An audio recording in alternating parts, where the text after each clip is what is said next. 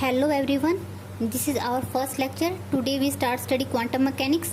According to net exam हम theory और numerical complete करेंगे, तो स्टार्ट करते हैं. फर्स्ट क्वेश्चन तो यही आता है, why a new concept and theory was required, why we study quantum mechanics. तो इसका आंसर है, सम एक्सपेरिमेंटल रिजल्ट और fact are not explain by classical physics. For example, why the colour of metal change when we heat a metal at low temperature, it look reddish, then yellowish, brownish and then become whitish. Secondly, why different solid behave differently.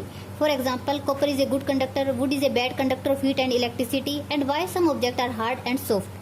There are various phenomena which classical physics are not explained, so we need a new concept to study. So starting point of new concept is that why metal change its color when it is heated. When we heat a metal, radiation come out of the heated object. People try to analyze this radiation, how the intensity of radiation vary with the frequency of light emitted. That was studied by many people. जब भी metal को heat करते तो उसकी energy और energy density को measure किया गया as a function of frequency और wavelength and graph were plotted. People try to explain why we getting this type of graph. Many people try to explain like Rayleigh Jeans wings why certain kind of graph obtained when object is heated. But people are not able to explain theoretically why this kind of graph is obtained. So at last Planck explained it with the concept of energy of radiation is actually quantized. So we start with the Planck hypothesis of black body radiation. Planck hypothesis of black body radiation. Energy of black body radiation is quantized. It has the form E is equal to h mu. Therefore black body radiation can be treated as a packet of energy or black body treated as a particle that Planck introduced. According to Planck, the energy of black body radiation is quantized or it is in the form of E is equal to nh mu. This is the Planck concept of energy packet. Actually, the radiation of the heated metal approximately similar to the black body radiation, but exactly black body radiation is the radiation inside a cavity. For example, a cubicle enclosure is heated, maintained at a temperature T. The radiation inside the enclosure or cavity actually the perfectly black body radiation.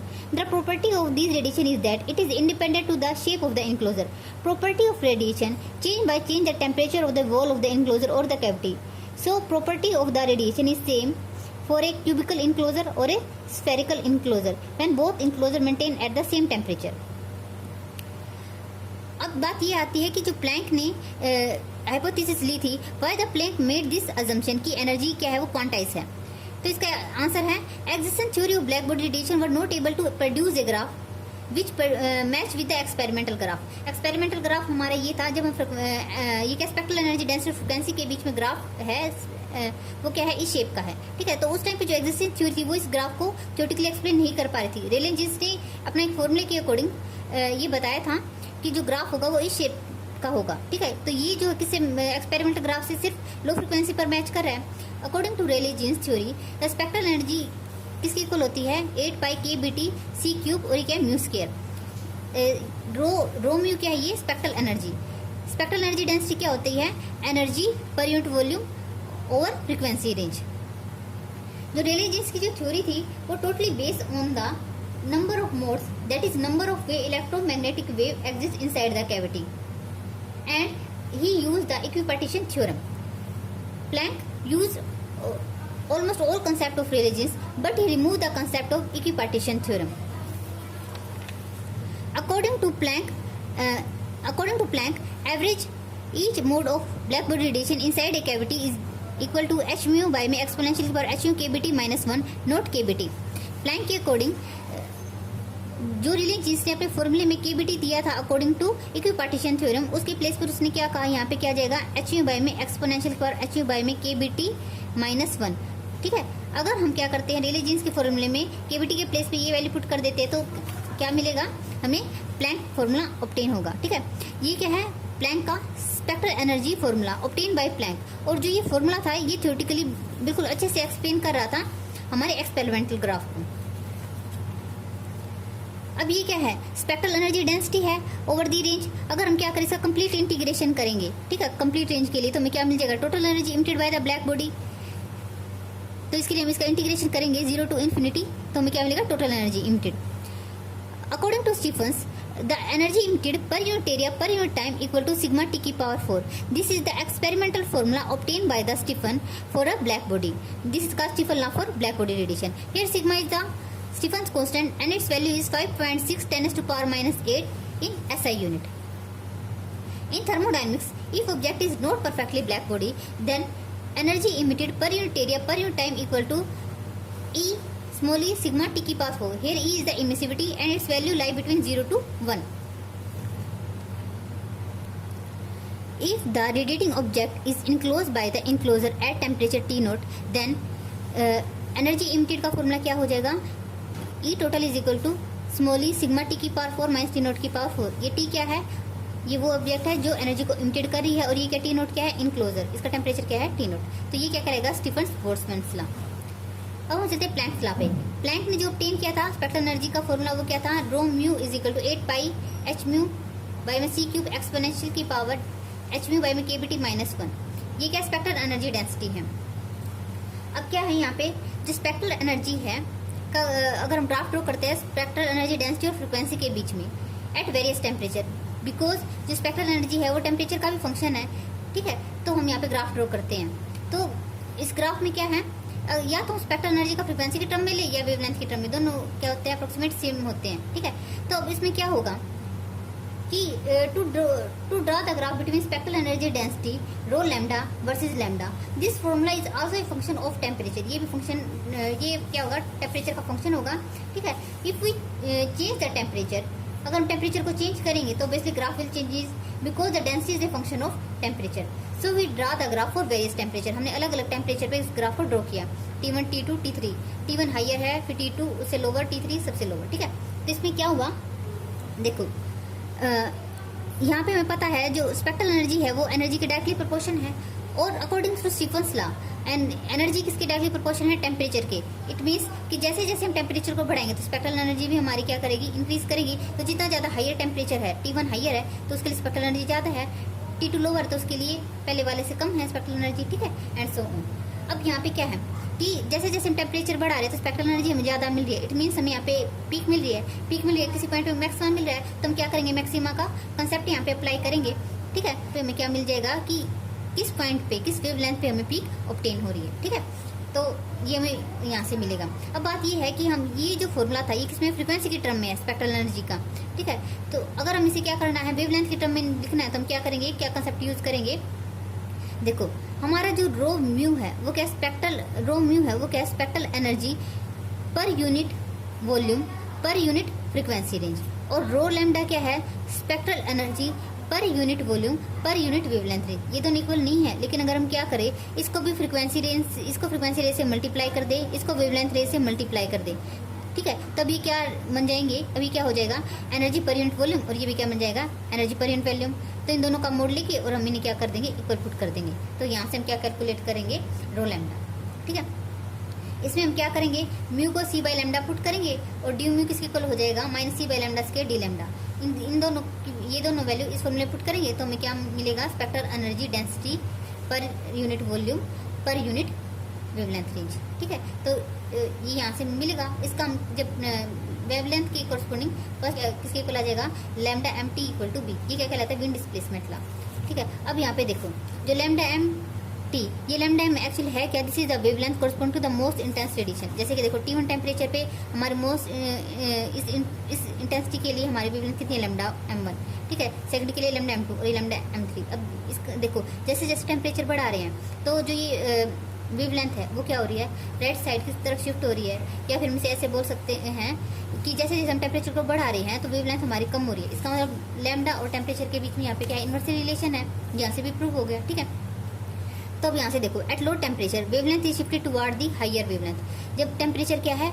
कम है, तो wavelength क्या है? Higher की तरफ shift हो रही है और हीटेड ऑब्जेक्ट लुक रेडियस.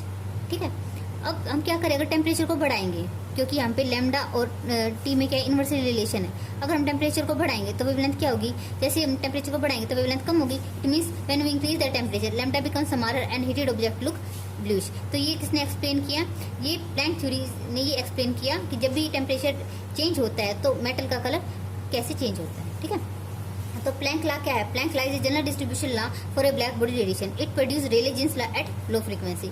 लो फ्रीक्वेंसी पे ये क्या करता है, इसको रेले जीन्स लॉ को सेटिस्फाई करता है। ये क्या है? प्लैंक्स लॉ है। इसमें हम क्या करते हैं, अगर फ्रीक्वेंसी को लो लेते हैं, मतलब कम लेते हैं, यानी फ्रीक्वेंसी टेंड्स टू 0, बहुत स्मॉल है, ठीक है, तो उस टाइम पे हमें पता है जो अगर हम ई की पावर x है, इसका हम एक्सपेंशन करेंगे तो हमें क्या मिलेगा, 1 + x का स्क्वायर बाई में 2 का फैक्टोरियल, ठीक है, एंड सो ऑन, ऐसे चलते जाता है। अब यहाँ पे क्या है, ई की जो पावर, क्योंकि फ्रीक्वेंसी कम है, स्मॉल है, ठीक है, तो इसका एक्सपेंशन करेंगे तो ये मिलेगा। यहाँ पे सेकंड वाली टर्म क्या होगी, 1 प्लस में h बाई में k बी टी का स्क्वायर, ठीक है, तो ये स्मॉल है फ्रीक्वेंसी, यानी ये टर्म क्या है, स्मॉल है, इसका स्क्वायर करेंगे तो और स्मॉल मिलेगी, ठीक है, तो बाकी वाले और आगे हम इसके आगे पावर करते जाएंगे तो और स्मॉल मिलेगी, तो हम नेग्लेक्ट कर देते हैं, ऐसे फिर 2 ही टर्म लेंगे और इसकी वैल्यू हम यहाँ पे पुट कर देंगे, ठीक है, तो 1 से 1 कैंसिल आउट हो जाएंगे, तो हमें ये क्या मिलेगा, ये क्या है, रेले जीन्स लॉ, ठीक है। तो यहाँ तक हमने क्या किया है, ब्लैक बॉडी रेडिएशन का टॉपिक जो है ब्रीफली डिस्कस किया। अब इसके ऊपर 2 न्यूमेरिकल देखते हैं। This is our first question. The black body spectra of a object O1 is such that its radiant intensity, that is intensity per unit wavelength interval, is maximum at the wavelength 200 nanometer. Another object O2 has the maximum radiant intensity at a wavelength 600 nanometer. The ratio of the power emitted per unit area by O1 to that of O2 is, इसके option ये 4 है, ठीक है। अब इसमें क्या है कि क्या बता रखा है, ये जो वेवलेंथ है 200 और 600 नैनोमीटर, ये क्या है, this is the wavelength for which spectral energy intensity is maximum. You know, in black body radiation graph the maxima occur at the wavelength lambda m and it is related to temperature according to Wien displacement law. Black body radiation के graph में maximum intensity occur होती है, वो कहाँ पे होती है, lambda m पे, ठीक है, और according to Wien displacement law lambda m और t वो किसके इक्वल होते हैं, b के इक्वल, यानी कि कांस्टेंट। तो ये कांस्टेंट राइट हैंड साइड में कांस्टेंट है, तो दोनों ऑब्जेक्ट के लिए हम विंड डिस्प्लेसमेंट लगाएंगे, ठीक है। तो यहाँ पे फर्स्ट ऑब्जेक्ट के लिए वेवलेंथ कितनी है, 200, सेकंड के लिए 600 और T1 T2 as it is रख देंगे, तो यहाँ से हमें क्या मिल जाएगा, T1 T2 का रेशियो, ठीक है। तो यहाँ से हमें क्या मिला कि T1 by T2 equal to 3। अब क्या है कि according to Stefan's law total energy emitted per unit area per unit time किसके इक्वल होता है, सिग्मा टी की power 4। According to Stefan's law energy emitted per unit area per unit time किसके इक्वल होता है, सिग्मा टी की पावर 4 के इक्वल। और हमें पता है एनर्जी पर यूनिट टाइम क्या होता है, power, it means power bye में एरिया किसके इक्वल आ जाएगा, सिग्मा टी की पावर 4। हमें यही तो कैलकुलेट करना, the ratio of the power emitted per unit area by O1 to that of O2, इसका ही रेशियो निकालना है। तो यहाँ पे पावर पर यूनिट एरिया किसके इक्वल आ जाएगा, सिग्मा टी की पावर 4, ठीक है। तो फर्स्ट ऑब्जेक्ट के लिए, सेकंड ऑब्जेक्ट के लिए E1 E2 के लिए रेशियो लेंगे तो कितना आ जाएगा, T1 बाई T2 की पावर 4, और T1 बाई T2 का रेशियो कितना है, 3, इट मीन्स 3 की पावर 4, और कितना गया 81। तो इसका करेक्ट ऑप्शन क्या है, डी, 81 इसका आंसर है। सेकंड क्वेश्चन है, a copper coil of radius r and density ρ and specific it S is at initial temperature T0, its surface is absolutely black. Find how soon its temperature become eta times smaller due to radiation emitted by it. इसमें क्या है, हमारे पास एक copper कोयल है जिसकी radius r है और density कितनी है, ρ है, ठीक है। स्टार्टिंग में उसका टेम्परेचर कितना है, T0 है, कुछ टाइम बाद उसका टेम्परेचर कितना हो गया, T0 बाई ईटा। तो हम ये निकालना है कि हाउ सून मतलब कितने टाइम में उसका टेम्परेचर T0 से T0 बाई में ईटा रह गया। अब देखिए ब्लैक बॉडी है, तो ये क्या करेगी, एनर्जी इमिट करेगी, तो ये क्या होगा, इसका टेम्परेचर कम होगा, ठीक है। तो हमें ये बताना है कि उसका टेम्परेचर T0 से T0 बाई ईटा कितने टाइम में हुआ, ठीक है। अब ये क्वेश्चन है ना, इस क्वेश्चन में 2 कॉन्सेप्ट है, फर्स्ट तो है स्पेसिफिक हीट का और दूसरा क्या है, रेडिएशन का। अब इसमें क्या है, एनर्जी इमिट हो रही है, यानी कि लॉस ऑफ एनर्जी, तो rate of loss of energy किसी को होगा -mc dt बाई में dt। इसका मतलब क्या है, देखो किसी टाइम t पे इस बॉडी का टेम्परेचर कितना है t, तो rate of loss of energy कितना होगा, mc dt बाई में dt, और ये किसके इक्वल होगा, अकॉर्डिंग स्टीफन्स लॉ यहाँ पे हमें पता है वही कि जो energy emitted per unit area per unit time किसके इक्वल होता है, सिग्मा टी की पावर 4, ठीक है। अब हमें क्या निकालना है, रेट ऑफ एनर्जी और टाइम, तो यहाँ पे जो एरिया है वो राइट हैंड साइड में चला जाएगा, ठीक है। तो यानी कि सिग्मा टी की पावर 4 और इंटू एरिया यहाँ पे कितना होगा, स्फेरिकल ऑब्जेक्ट के लिए 4πr², ठीक है। अब क्योंकि यहाँ पे मास नहीं दे रखा तो हम मास को किस में, डेंसिटी की टर्म में लिखेंगे, ठीक है।